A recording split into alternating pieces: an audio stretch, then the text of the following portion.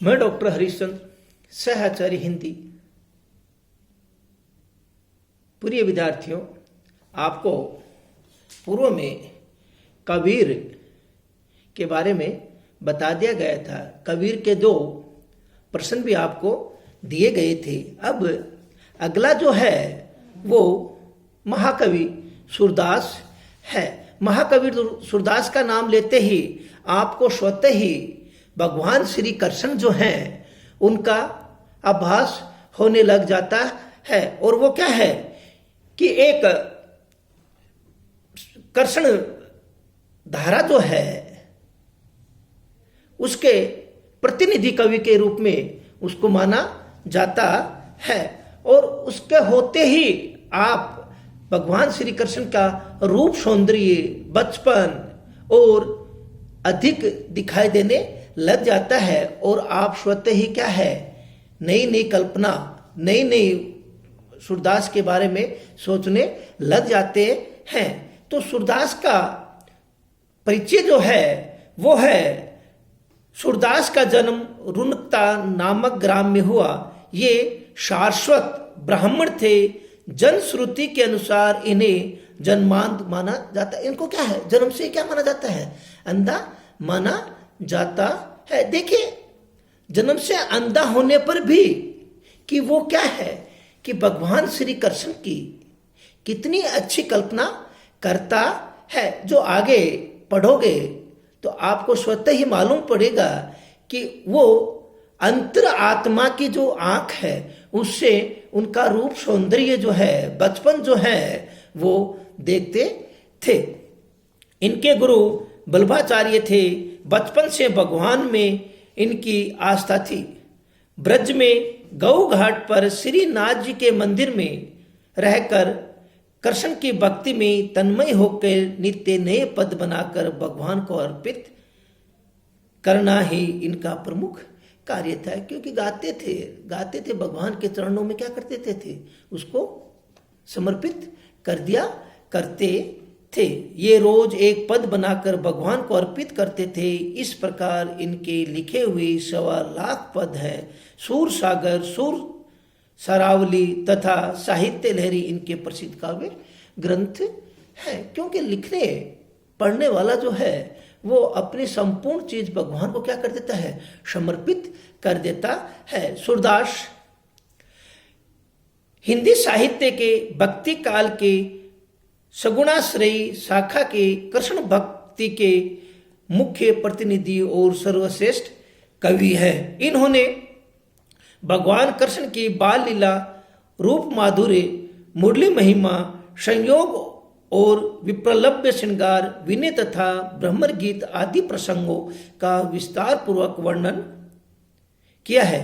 इनके काव्य में वात्सल्य और श्रृंगार रस की प्रमुखता रही है। बाल्यकाल और यौवन काल के जीवन की रमणीयता को उन्होंने नाना मनोरम परिस्थितियों के विशद चित्रण द्वारा दिखाया है। वस्तुतः सूर कृष्ण के अनन्य सखा थे। इनकी भक्ति साख्य भाव की है। अष्टछाप के कवियों में सूर ही सबके शिरोमणि है। इन्होंने मुक्तक काव्य ही लिखे हैं। ये गीति काव्य के गायक थे। उनकी सभी रचनाएं गए ही थी, मतलब गाने वाली है, गए वाली थी, जो गा सकता है। निर्गुण का खंडन कर सगुण की स्थापना करने में इन्होंने अपूर्व सफलता अर्जित की है। ये क्या है, जो निर्गुण है उसका क्या किया है, खंडन किया है। और किसका, सगुण की इन्होंने स्थापना की है। कुल मिलाकर सूर हिंदी के भक्ति साहित्य काश के सूर्य की तरह सदैव पाठकों के सामने चमकते रहे और चमकते रहेंगे। क्योंकि कभी भी ये क्या है, सूर सूर तुलसी दड़ा उडोन केशवदास, अब के कवि खगोत है समते के। तो ये वही है। काव्य कला कृष्ण भक्त सूर प्रारंभ में विनय के पद लिखा करते थे। इन पदों में भक्त की हीनता व प्रभु की महानता का चित्रण है। बाल कृष्ण की लीलाओं का जैसा चित्रण सूर ने किया है वह हिंदी साहित्य में अद्वितीय है। देखिए क्या कहते हैं कि भगवान श्री कृष्ण की बाल जो लीला है उसका चित्रण सूर ने किया है, उससे अच्छा हिंदी साहित्य में किसी ने भी नहीं किया है। क्योंकि सबसे अच्छा जो चित्रण है उनका, आपको बताया गया था कि बाल लीला, रूप माधुर्य, मुरली महिमा, संयोग और विपुल श्रृंगार, विनय तथा भ्रमर गीत आदि प्रसंगों का उन्होंने क्या है, भगवान श्री कृष्ण का वर्णन किया है। कृष्ण की बाल चेष्टाएं एवं मानसिक वृत्तियों इनकी सूक्ष्म और पैनी दृष्टि से ओझल नहीं हो पाई। वात्सल्य और श्रृंगार रस का तो ये कोना कोना झांक आए हैं। श्रृंगार के संयोग और वियोग दोनों पात्रों की विशद चित्रण करने में इन्हें अपूर्व सफलता प्राप्त हुई है। किसको? सूरदास को। राधा कृष्ण के बाल्यकाल के प्रथम मिलन का इसने स्वाभाविक गति से यौवन के प्रेम में परिवर्तित हो जाता है। देखिए राधा कृष्ण का बाल्य काल जो है उसका प्रथम जो मिलन है वो यौवन के प्रेम में क्या है, परिवर्तित हो जाता है। संयोग वर्णन में गोपियों के साथ कृष्ण के उछल कूद तथा हास्य विलासमयी क्रीड़ाओं को यथार्थ चित्र सूर ने किया है। अपनी लेखनी से सूरदास की जो लेखनी है उसका कि वो वियोग वर्णन के चित्रों को भी सूर अपने शानी नहीं रखते हैं। भ्रमर गीत के अंतर्गत विरह के सभी दशाओं का वर्णन किया। देखिए विरह की जो भी दशा है उसका, उसमें किसमें, भ्रमर जो गीत है उसमें सूरदास ने वर्णन किया है। जिसके कठोर हृदय की करुणाद्री हो उड़ता है, सूर का कला पक्ष भी भाव पक्ष के समान ही सफल हुआ है। इनकी भाषा ब्रज है।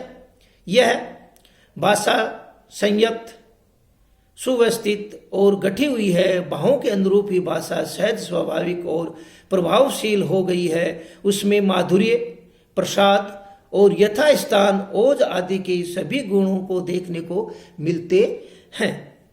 उन्होंने संस्कृत के तत्सम शब्दों का, ब्रज भाषा के ठेठ शब्दों का, फारसी, अवधी, पंजाबी, गुजराती तथा बुंदेलखंडी शब्दों का प्रयोग अपनी रचनाओं में किया है। अलंकारों के अंतर्गत उपमा, रूपक, उत्प्रेक्षा आदि अलंकारों का प्रयोग अधिक हुआ है। सूर ने इस अलंकारों का आरोपण नहीं किया, अपितु वे स्वतः ही आगे। देखिए इनका जो काव्य है उसमें संपूर्ण चीज क्या है, समाहित है। वो क्या है, जैसे अलंकार के लिए कहते हैं कि अलंकार उन्होंने स्वतः ही आ गए है, उन्होंने उसका प्रयोग नहीं किया है। उसी प्रकार से उसके